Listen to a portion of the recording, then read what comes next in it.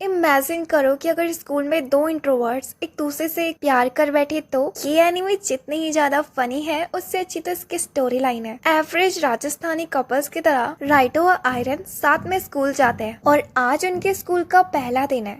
हमें राइटो दिखाया जाता है जो कि शांत बच्चा है, लेकिन उसका कद बहुत ही ज्यादा बड़ा है जिस वजह से बाकी के स्टूडेंट्स उससे डरते हैं, इवन कि उसके पास आने की कोशिश भी नहीं करते, जिस वजह से उसके मिडिल स्कूल में कोई भी दोस्त नहीं है। लेकिन अब वो पूरा ठान लेता है कि हाई स्कूल में वो कोई ना कोई दोस्त तो बना कर रहेगा, इसलिए वो अपने बगल में बैठी हुई लड़की से बात करने की कोशिश करता है। वो किताब में उसका नाम पढ़ लेता है जो कि असल में आयरन था। वो उससे बात करने की कोशिश करता है लेकिन वो लड़की हर बार उसे इग्नोर कर देती है। पूरे दिन भर वो कुछ ना कुछ बोलता ही जा रहा था बट वो लड़की उसे थोड़ा सा भी भाव नहीं देती। क्लास खत्म हो जाने के बाद हम देखते हैं कि राइटो जो अपने घर जा रहा होता है वो जाते वक्त आयरन को गुड बाय कहता है। जैसे ही वो आगे मुड़ता है उसे कुछ आवाज सुनाई देती है पर वो बहुत ही ज्यादा कम थी। उसे लगता है कि शायद उसी के कान बज रहे होंगे और वो उस जगह से चले जाता है। अगले दिन राइटो नोटिस करता है कि आयरन उससे थोड़ा सा दूर बैठी हुई है और शायद जानबूझकर। उसी वक्त आयरन का इरेजर राइटो के डेस्क के नीचे गिर जाता है। अब जिस पर कि राइटो उसकी मदद करता है लेकिन आयरन से थैंक्स भी नहीं करती। पीरियड खत्म हो जाने के बाद हम आयरन को देखते हैं। वो राइटो के नजदीक आकर उससे कुछ कहना चाह रही थी। अगर आयरन राइटो के कान में भी घुस जाती तब भी वो आवाज उसके कान तक नहीं पहुंच पाती। लेकिन बड़ी मेहनत के बाद राइटो को मालूम पड़ जाता है कि वो क्या कहना चाह रही है। असल में वो उसके पास अगले पीरियड वाली किताब नहीं है, इसलिए वो राइटो के बगल में बैठना चाहती थी। वो दोनों उस पीरियड में साथ में बुक को शेयर करते हैं और इसके बाद लंच भी साथ में करते हैं। राइटो आयरन का टिफिन बॉक्स देखकर काफी ज्यादा हैरान होता है और सोचने लगता है कि क्या वो सच में से खा लेगी। मतलब सच में उसका साइज इतना ज्यादा छोटा है और वो एक बड़े आदमी के जितना खाना खाती है, पर वो खाना जा कहाँ रहा है। इसके बाद वो दोनों के दोनों साथ में गेमिंग जोन जाकर जहाँ पे की आयरन गाना गा रही होती है। राइटो उसकी आवाज को थोड़ा सा भी नहीं सुन पा रहा था लेकिन वो तभी भी उसे चीयर्स करता है। उस दिन साथ में बिताने के बाद अगले दिन जब आयरन क्लास में आती है तो राइटो उसे गुड मॉर्निंग करता है लेकिन वो उसे ऐसे इग्नोर कर रही थी जैसे कि कल कुछ हुआ ही नहीं। उस चीज पर राइटो को काफी ज्यादा गुस्सा आती है और वो अपनी डेस्क तो आयरन की डेस्क पर चिपका देता है और कहता है कि तुम्हारी परेशानी क्या है। आयरन बहुत ज्यादा उदास हो जाती है और कहते है कि मुझे लोगों के ज्यादा क्लोज रहने का शौक नहीं है क्योंकि इससे मैं उन्हें डिस्टर्ब करती हूँ और वो मुझे हमेशा अकेला छोड़कर चले जाते हैं। राइटो उससे वादा करता है कि मैं तुम्हारा फ्रेंड बनने के लिए तैयार हूँ और मुझे तुम्हारा क्लोज होना कभी भी परेशान नहीं करेगा। उसकी ऐसी बातों को सुनकर आयरन उसके गले लग जाती है। वो एक दूसरे के अच्छे दोस्त तो बन चुके थे लेकिन अभी भी परेशानी राइटो के लिए बहुत बड़ी थी। वो आयरन की किसी भी आवाज को नहीं सुन पा रहा था और इसी प्रॉब्लम को सॉल्व करने के लिए वो लिप्स रीडिंग बुक और साइन लैंग्वेज सीखने लगता है। और इसके बाद जब वो अगले दिन आयरन के ऊपर इस चीज को टेस्ट करने की कोशिश करता है तो वो फेल हो जाता है। वो उस जगह में फिजिकल टच से लेकर सारे तरीकों को अपना देता है लेकिन उनमें से कोई भी चीज काम नहीं आती। अब जब वो दोनों साथ में मिलकर स्कूल से घर जा ही रहे थे, राइटो नोटिस करता है कि वो दूर खड़े हुए लोगों की आवाजों को भी सुन पा रहा है, शायद आयरन के वजह से। इतने दिन समय गुजारने के बाद वो कम से कम आवाज को भी थोड़ा बहुत सुनने लगा है। उसी वक्त आयरन की नजर पास पड़ी हुई वेंडिंग मशीन के ऊपर जाती है जिस पर कि सॉफ्ट आइस पड़े हुए थे। राइटो उससे कहता है कि तुम इसे ट्राई करना चाहती हो। आयरन हाँ में जवाब देती है। अब इसके बाद राइटो उसके लिए एक सॉफ्ट आई को पकड़ने की कोशिश करता है लेकिन वो फेल हो जाता है हर बार। लेकिन जब आयरन ट्राई करती है तो वो पहली बार में उस टॉय को निकाल लेती है। और हैरान करने वाली बात तो ये थी कि जितने बार उसने ट्राई करा था हर बार वो उन सॉफ्ट टॉयज को जीत जाती है, जिस वजह से उसके पास काफी सारे हो चुके थे। वो सारे के सारे टॉयज को राइटो को दे देती है क्योंकि वो कितनी कोशिश कर रहा था उसे निकालने की बट नहीं हासिल कर पाया। राइटो उससे कहता है कि मैं इतने सारे सॉफ्ट टॉयज का क्या करूंगा, एटलीस्ट तुम एक तो रख लो। अगले सीन में हम राइटो को देखते हैं। जब वो घर पहुंचता है तो उसकी बहन उसे इन्फॉर्म करती है कि तुम्हें पता है मम्मी ने मुझे बताया कि वो कुछ दिनों के लिए बाहर गई हुई है। उसी वक्त उसे अपने भाई के हाथ में इतने सारे सॉफ्ट टॉयज देखकर काफी ज्यादा हैरान होती है और उससे एक मांगने लगती है लेकिन राइटो साफ मना कर देता है और अपनी रूम में चले जाता है ये कहते हुए कि ये उसे किसी फेवरेट बंदे ने गिफ्ट करा है। रात को सोते वक्त वो उन सारे के सारे सॉफ्ट टॉयज को अपने बेड के पास रख देता है। अगले दिन स्कूल में लंच के टाइम पर जब वो दोनों की दोनों साथ में लंच खा रहे होते हैं, आयरन नोटिस करती है कि राइटो बाहर से खाना लेकर आया है कि उसकी मॉम घर से बाहर गई हुई है, इसलिए आयरन अपना पूरा लंच उसे खिला देती है। अगले दिन राइटो जब स्कूल में आता है तो वो नोटिस करता है कि आयरन काफी ज्यादा थकी हुई है और उसे क्लास के बीच में भी नींद आ रही होती है। वो उससे कहता है कि अगर ऐसा हुआ तो टीचर तुम्हें डांटेंगे, जिस वजह से आयरन पूरी क्लास में आंखें खोलकर सो रही होती है और पीरियड खत्म होने के बाद काफी ज्यादा थक जाती है। राइटो अपना लंच खाने के लिए जा ही रहा होता है, उसी वक्त आयरन उसे रोक देती है और यहाँ पर रिवील होता है कि वो सुबह जल्दी उठ हमारे भाई के लिए टिफिन तैयार कर रही थी और शायद इसी वजह से उसे इतनी ज्यादा नींद आ रही है। राइटो उस लंच को काफी ज्यादा एंजॉय करता है, लेकिन इसके बाद आयरन उसी के ऊपर सो जाती है। हम देखते हैं कि एक बंदी उन दोनों को देख रही होती है और उसे काफी ज्यादा गुस्सा आ रही होती है। तो उसी तरफ हम राइटो को देखते हैं जो कि काफी ज्यादा खुश था जिंदगी में पहले बार एक इतना अच्छा और प्यारा दोस्त बनाकर। उसने सोचा नहीं था कि वो दोनों कभी फ्रेंड्स बन पाएंगे। उसने वाकई में बहुत ज्यादा मुसीबतों का सामना करा, लेकिन एटलीस्ट एंड में सब कुछ सही रहा। एक दिन आयरन जब क्लास में पहुंचती है तो उसकी हालत को देखकर राइटो को लगता है कि वो शायद रास्ते में किसी से लड़ाई करते हुए आई है। कहीं ये गैंगस्टर्स की लीडर तो नहीं। आयरन उसके पास आती है और उसे बताती है कि उसकी आंख में कुछ चले गया है और इसी के वजह से मैं रास्ते में काफी बार टकरा गई, क्या तुम देख सकते हो। राइटो अपनी जेब से उसे एक आई ड्रॉप निकाल कर देता है, लेकिन आयरन अपनी आंख में डालने के बदले अपने पूरे चेहरे पर उसे गिरा देती है, जिस पर कि राइटो उसकी मदद करता है। हमेशा की तरह वो लंच खाने के लिए अपनी सीक्रेट जगह में जाता है जहाँ आयरन उसे अपना टेस्ट करने के लिए कहती है और इसके बाद वो अपना पूरा टिफिन उसके मुंह पर डाल देती है, जिस वजह से उसके आंख में कुछ चले जाता है। आयरन उसकी मदद कर रही होती है उस आई ड्रॉप को डालने के लिए, लेकिन वो पिछले बार के तरह ही वो सारी दवाई उसके चेहरे पे डाल देती है। उसी वक्त राइडो महसूस करता है कि कोई उनको देख रहा है। इवन कि जब वो क्लासरूम की तरफ भी जा रहे होते हैं उस वक्त भी उसे ऐसे ही महसूस होता है। उसे नहीं लगता कि उसने कुछ ऐसा करा है जिसे कोई उसे बदला लेना चाहता है और इसलिए वो उसे फॉलो कर रहा है। हाँ, ये बात सच है कि एक बार मैंने बचपन में अपनी बहन की चॉकलेट खा ली थी, लेकिन वो बचपन की बात है। अगले दिन इस बारे में राइटो आयरन को बताता है कि कोई मेरा पीछा कर रहा है और मुझे समझ में नहीं आ रहा क्यों। राइटो उसे हक कर लेती है। उसी वक्त फिर से राइटो को वो चीज महसूस होने लगती है। इस बार वो सीधा डायरेक्ट क्लासरूम का दरवाजा खोलकर जब बाहर दिखता है तो वहाँ पर 7 फुट का बंदा खड़ा था और असल में वो लड़की उससे भी काफी ज्यादा लंबी थी हाइट में, जिसे देखकर राइडो की तो फट जाती है। लेकिन उसी वक्त वो लड़की आयरन को देखकर काफी ज्यादा खुश हो जाती है और इमोशनल भी। इस जगह में रिवील होता है कि वो आयरन की दोस्त है बचपन की। हाँ, माना कि उनका साइज अलग अलग है और वो दोनों की दोनों अलग अलग क्लास में भी पढ़ते हैं। वो नहीं चाहती कि कोई भी बंदा आकर आयरन को परेशान करे, इसलिए उसे राइडो के ऊपर शक हो रहा होता है। वो आयरन से कहती है कि तुमने ऐसा खतरनाक बंदा अपना दोस्त कैसे बना लिया। तुम्हें मालूम भी है अगर ये हमारी छोटी सी आयरन को हर्ट करेगा तो मैं इसे कभी नहीं छोड़ूंगी, जिस वजह से राइडो को काफी ज्यादा बुरा लगता है। आयरन उसे चीयर अप करने लगती है, ये कहते हुए कि तुम बिल्कुल भी डरावने नहीं। वो यहाँ पर अपनी दोस्त, उसकी दोस्त का नाम आशिरा है और वो उससे कहते हैं कि तुम्हें ज्यादा सोचने की जरूरत नहीं है, राइडो इतना भी ज्यादा बुरा नहीं है। लेकिन आशिरा उस जगह से चले जाती है ये कहते हुए कि राइडो को तो मैं देख लूंगी और मैं उसके ऊपर 24 घंटे नजर रखूंगी। इसके बाद वो 24 घंटे फिर से राइडो को फॉलो करने लगती है और छुप छुप के उसके ऊपर नजर रखने लगती है, इवन की बाथरूम में भी। अगले दिन जब राइडो क्लास में पहुंचता है तो वो आयरन को देखता है जिसने की मास्क पहना हुआ था, क्योंकि उसे फ्लू हो रखा था और इस वजह से वो राइडो के नजदीक जाकर उससे बात भी नहीं कर पा रही थी। आयरन को इस जगह में गड़बड़ी महसूस हो रही होती है क्योंकि राइडो ने अपनी पैंट की जिप लगाना भूल गया था। वो उस जगह में हर चीज से उसे बताने की कोशिश कर रही होती है, लेकिन राइडो कुछ भी नहीं समझ पा रहा था। राइडो को लगता है कि शायद आज आयरन कुछ अजीब सा बिहेव कर रही है। क्लासरूम में जब मैथ्स वाले टीचर राइडो को क्वेश्चन लिखने के लिए आगे बुला ही रहे होते हैं, उसी वक्त आयरन हाथ खड़ा करके आगे आ जाती और राइडो को बचाने के लिए खुद ही उस आंसर को लिख देती है। आर्ट वाली क्लास में भी वो पूरी कोशिश कर रही होती है राइडो को बचाने की। फाइनली राइडो लंच के टाइम पर वॉशरूम जाता है, जिसे देखकर आयरन को लगता है कि इस बार तो ये प्रॉब्लम सॉल्व हो जाएगी। लेकिन जब वो बाहर आता है तो असल में सिर्फ वो वहाँ पर अपने हाथ धोने गया था, इस वजह से वो बहुत ज्यादा थक चुकी थी। स्कूल से घर जाने वक्त भी आयरन उसके आगे खड़े होकर उसे बचा रही होती है। रास्ते में उन्हें शॉप का एक मिरर भी दिखाई देता है, लेकिन राइडो उसमें भी अपने आप को नहीं देख पाता और उसे लगता है कि शायद आयरन आयरन ऐसा इसलिए बिहेव कर रही है क्योंकि उसने नया हेयर कट कटाया है ना। उसकी ऐसी बातों को सुनकर आयरन रोड में बेहोश हो जाती है। राइडो जब अपने घर पहुंचता है, उसकी बहन जैसी उसकी तरफ देखती है वो उससे कहती है कि तुम कितने बदतमीज हो, तुम्हें मालूम भी है तुम्हारी पैंट की जिप खुली हुई है। जब वो ये बात सुनता है तो उसे बहुत ज्यादा शर्म आने लगती है और उसे रियलाइज होता है कि आयरन ने उसका पिंक कलर का स्ट्रॉबेरी वाला कच्चा देख दिया। इवन कि वो उसे पूरे टाइम ये चीज बता रही थी और वो बेवकूफ ये रियलाइज ही नहीं कर पाया।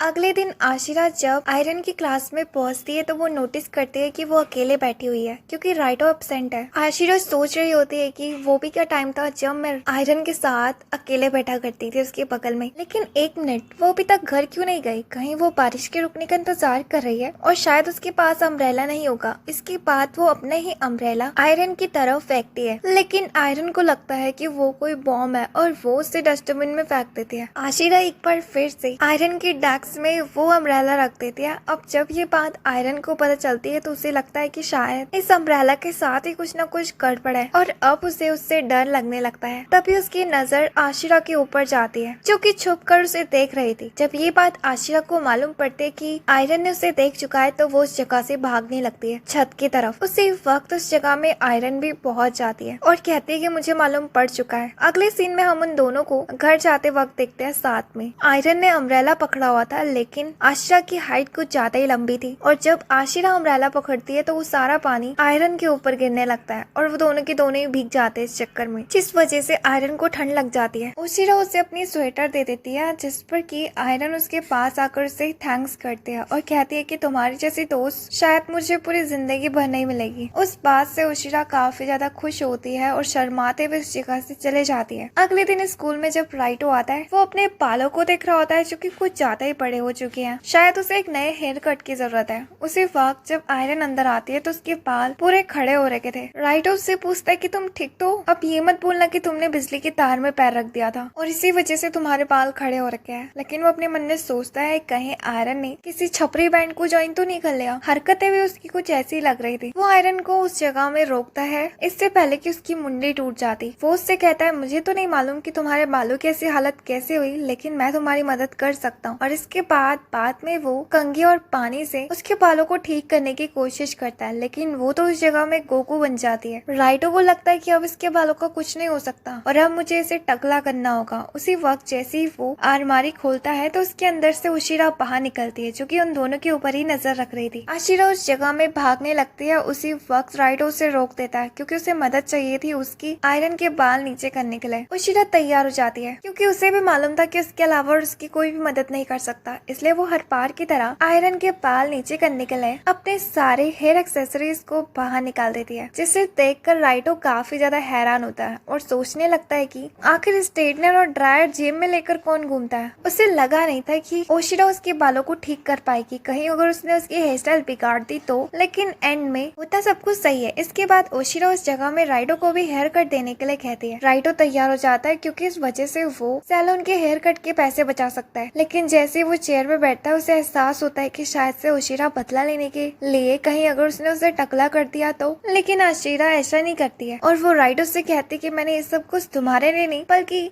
आयरन के लिए करा है, क्योंकि मैं नहीं चाहती थी कि वो तुम्हें बेकार हेयर कट में देखकर रोए। लंच भी वो तीनों के तीनों साथ में करते हैं। राइट उस जगह में सोच रहा होता है कि ये सब कुछ तो ठीक है, लेकिन आयरन क्लास में अपनी मुंडी क्यों हिला रही थी बार बार। लंच के बाद वाले पीरियड में आयरन फिर से वही करने लगते हैं, जिसे देखकर राइडो को मालूम पड़ता है कि उसकी डेस्क के आगे जो लड़के बैठे हुए हैं उनकी हाइट की वजह से आयरन को दिखाई नहीं देता बोर्ड में लिखा हुआ, और वो तब से इसी चीज की प्रैक्टिस कर रही थी। राइडो उस जगह में डेस्क के ऊपर डेस्क रखकर उसकी मदद करने की कोशिश करता है, लेकिन आयरन को ऊंचाई से डर लग रहा होता है। इसके बाद वो उसे अपने कंधे में बैठाने की भी कोशिश करता है, इवन की मिरर से भी उसकी मदद करने की कोशिश करता है, लेकिन इस चीज का कोई भी फायदा नहीं होता। एट द एंड में आयरन को सीट चेंज करने का ही रास्ता बचा हुआ था, यानी कि आयरन एक हफ्ते बाद से फ्रंट वाली बेंचेस में बैठेगी, यानी कि आयरन और राइडो दोनों साथ में नहीं बैठ सकते। इसलिए वो दोनों के दोनों इस हफ्ते को साथ में बिताने के लिए स्कूल की एक्स्ट्रा क्लासेस में पार्टिसिपेट करते हैं, जहाँ पर की वो दोनों बेसबॉल भी खेलते हैं और उसके बाद कुकिंग क्लासेस भी करते हैं। वो दोनों जब साथ में मिलकर लंच खा ही रहे होते हैं, उसी वक्त आयरन उससे कुछ कहना चाहती थी तो राइडो उससे पूछता है कि कहो। आयरन बताती है कि उसे भी एक यूट्यूबर बनना है। इस बात पर राइडो काफी ज्यादा हैरान होता है और वो उससे पूछता है कि तुम्हारे पास क्या कंटेंट है, तुम बनाना क्या चाहते हो। तो आयरन उस जगह में उसे अपने डांस मूव्स दिखाने लगते हैं जो कि वाकई में बहुत ज्यादा बेकार थे, लेकिन राइडो उस जगह में उसे चीयर अप करता है और उसे ज्वाइन करता है। वो दोनों के दोनों साथ में बड़ा यूट्यूबर बनने के सपने देखने लगते हैं, लेकिन काफी दिनों तक डांस सीखने के बाद वो अपनी वीडियो को यूट्यूब में अपलोड करते थे। बट पूरा एक हफ्ता बीत जाने के बाद भी उनके उस वीडियो में एक भी व्यूज नहीं आते, जिस पर राइडो काफी ज्यादा डिमोटिवेट होता है क्योंकि उसे नहीं लगता कि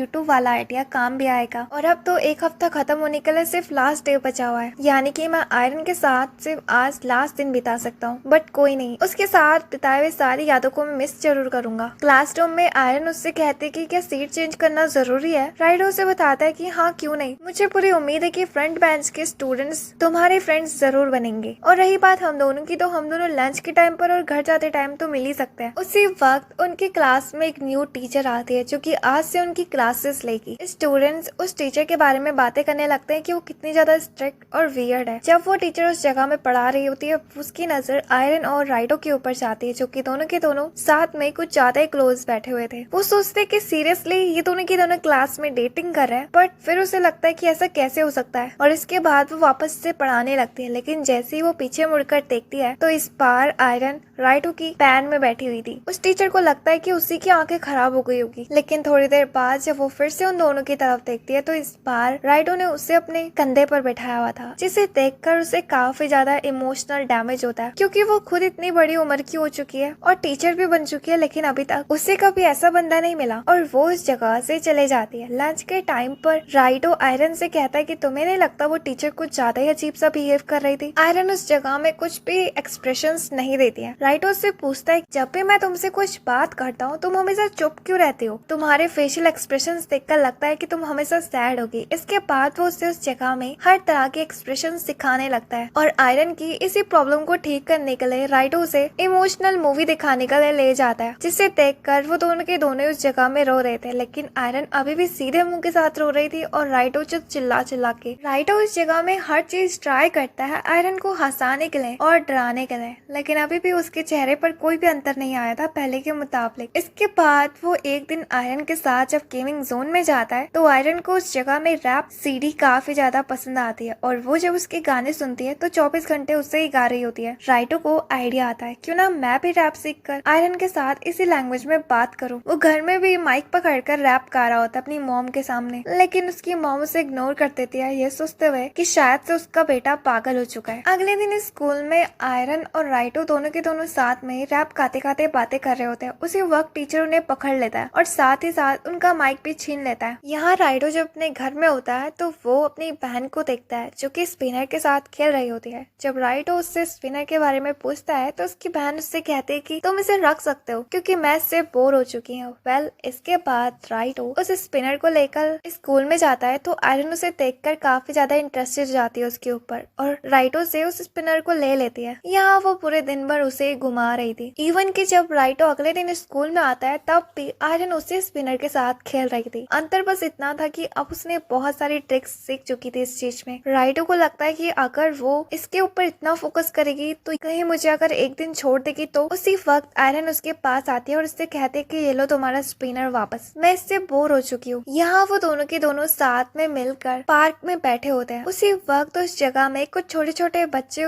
आयरन को अपना लीडर कह रहे होते हैं। उन बच्चों को अपनी तरफ भागता हुआ देखकर आयरन राइडो के पीछे छुप जाती है और उन्हें बताती है कि परसों जब मैं यहीं पर ही स्पिनर के साथ खेल रही थी, ये बच्चे बस तब से मुझसे ये ट्रिक्स सीखना चाहते हैं और इन्हें लगता है कि मैं स्पिनर की चैंपियन हूँ। अब जिस पे कि राइडो समझ जाता है उसे क्या करना है, वो उन बच्चों को इस जगह से भागने के लिए कहता है, लेकिन वो बच्चे उल्टा उसी के साथ मुंह चलाने लगते हैं, ये कहते हुए कि तुम हमारे और इस लड़की के बीच में नहीं आ सकते, तुम होते कौन हो, क्या तुम इसके बड़े भाई हो। तभी उसी वक्त उस लड़के की दोस्त भी उस जगह में आ जाती है और वो उससे कहते हैं कि तुमने सिर्फ और सिर्फ मेरे को उस लड़की के लिए छोड़ा, कल की आई हुई लड़की के लिए तुम अपने बचपन की दोस्त को कैसे छोड़ सकते हो। उस लड़की के दोस्त का नाम एरिन होता है। एरिन उससे कहता है कि तुम हमेशा मेरा पीछा क्यों करते रहती हो, जाओ अब इस जगह से। उसकी ऐसी बातों पर वो लड़की उस जगह से रोते रोते चले जाती है, इन सबका ब्लेम आयरन के ऊपर डालते हुए। आयरन नीचे बैठती है और वो एरिन से कहते हैं कि तुम्हें अपनी दोस्त के साथ ऐसे बात नहीं करनी चाहिए थी, जाओ अब जाकर उससे माफी मांगो। वो लड़का उस जगह में तैयार हो जाता है और उस जगह से चले जाता है। वेल इसके बाद आयरन काफी ज्यादा थक जाती है। अब हम कुछ दिनों बाद का सीन देखते हैं जहाँ पे कि हम उसी छोटी सी लड़की को देखते हैं जो कि अपने दोस्त एरिन को बर्थडे में गिफ्ट देने के लिए सॉफ्ट टॉय को जीतने के लिए गेमिंग जोन में आई हुई थी। वो उस जगह में आयरन को भी नोटिस करते कि उसे भी वो टॉय चाहिए। वो पहले तो आयरन को देखकर काफी ज्यादा गुस्सा होती है कि इसने मेरे दोस्त को पटाने की कोशिश करी थी। वेल वो उस जगह में आयरन को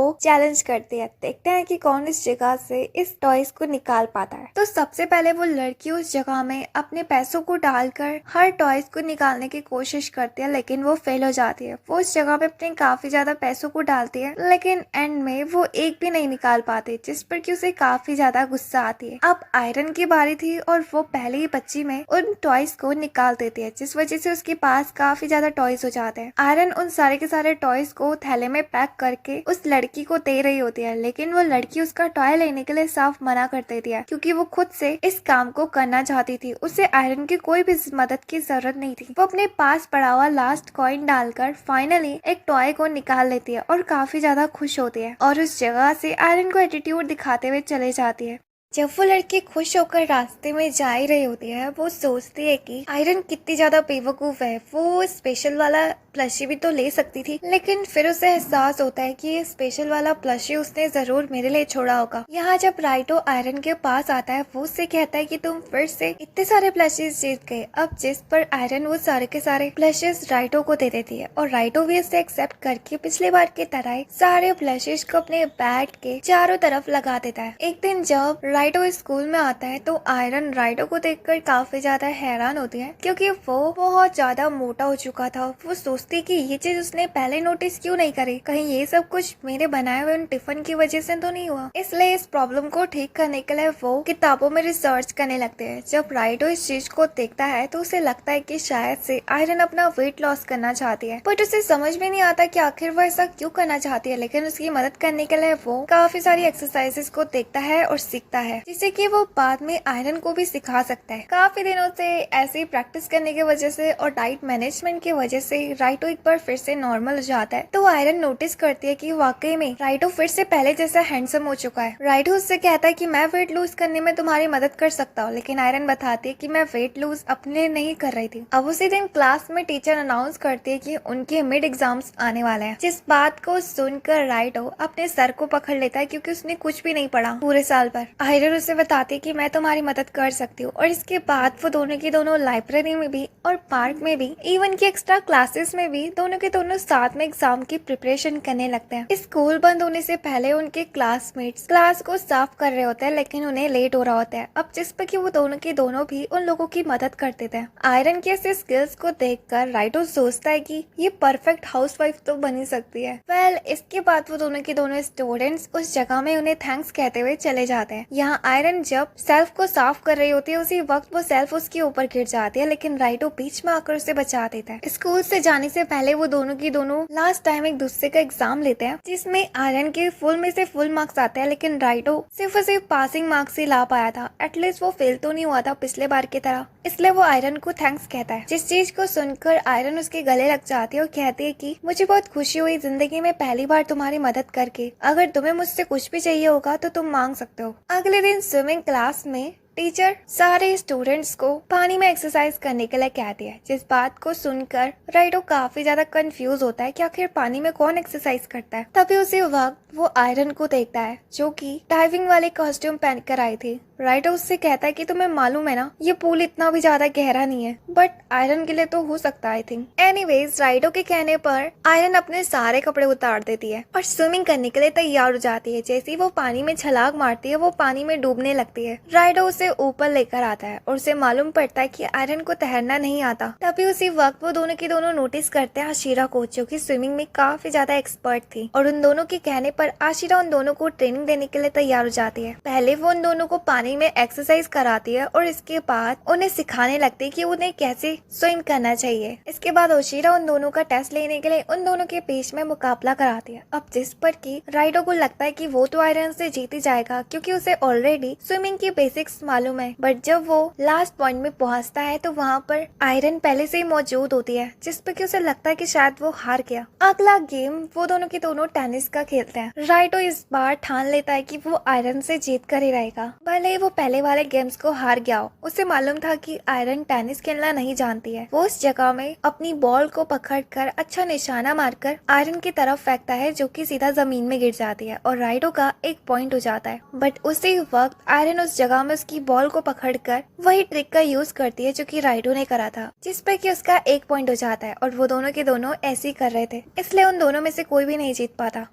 वो स्कूल से आते वक्त गेमिंग जोन में जाते हैं साथ में गेम्स खेलने के लिए। वहाँ पर राइडो बॉल थ्रोइंग गेम को खेलने का डिसीजन लेता है। वो पास पड़ी हुई बड़ी बॉल को उठाता है और आयरन की तरफ देखता है। उसे लगता है कि शायद से आयरन इस वाले गेम में एक्सपर्ट हो सकती है क्योंकि वो हमेशा गेमिंग जोन में ही रहती है। लेकिन उसी वक्त आयरन उस बॉल के साथ जमीन में गिर जाती है क्योंकि वो उसके लिए काफी ज्यादा भारी थी। राइडो उसे खड़ा करता है और उसे पहले ट्राई करने के लिए कहता है। आयरन उस जगह में अपनी बॉल को हल्का ही फेंकती है, बट वाकई में वो सारे बॉल्स को नीचे गिरा देती है। राइडो भी अपनी बॉल को उस जगह में फेंकता है इस उम्मीद में कि वो तो इस काम को कर ही सकता है, लेकिन उसकी बॉल दूसरी तरफ चले जाती है और उसका एक भी पॉइंट नहीं होता। घर जाते वक्त उनकी नजर ग्राउंड में पड़े एक बास्केटबॉल के ऊपर जाती है। राइडो उससे कहता है कि क्यों ना लास्ट टाइम ये वाला मैच हो जाए, क्योंकि उसे मालूम था कि वाला मैच तो वो जीत ही सकता है। आयरन हाइट में काफी ज्यादा छोटी है और वो नेट तक नहीं पहुंच पाएगी। होता भी यही है, वो आयरन से जीत जाता है और काफी ज्यादा खुश होने लगता है। वो दोनों के दोनों डिसाइड करते हैं कि कल भी वो साथ में गेम्स खेलेंगे। अगले दिन हम उन दोनों को गेमिंग जोन में देखते हैं जहाँ पर कि वो ज़ॉम्बीज को हरा रहे होते हैं। राइडो तो पहले ही मारा जाता है और अब उसके पास पैसे भी नहीं थे ज्यादा गेम्स खेलने के लिए।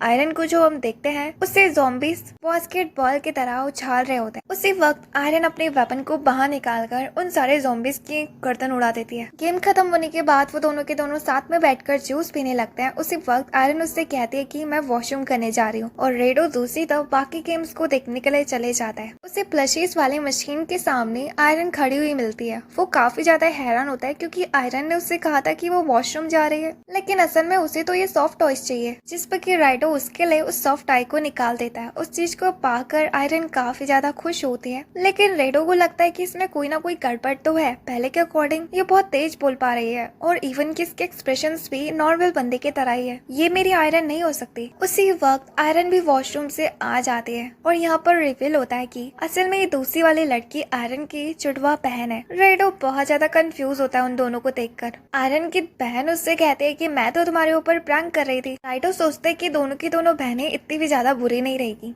एक के साथ एक फ्री। अब अगले सीन में हम उन दोनों को घर जाते वक्त देखते हैं जहाँ पर कि राइडो को ठंड लग रही होती है। अब जिस पर कि आयरन उसके गले लग जाती है उसे गर्म करने के लिए, जिस पर कि राइडो उससे कहता है कि क्या तुम थोड़ा दूर हटोगी, जिस चीज पर आयरन खंबे के पीछे जाकर छुप जाती है। राइडो उससे कहता है कि उसने इतना भी नहीं कहा था। घर में हम आयरन और उसकी जुड़वा बहन को देखते हैं जहाँ पर कि उसकी बहन उसके ड्रेसेस को पहन रही होती है।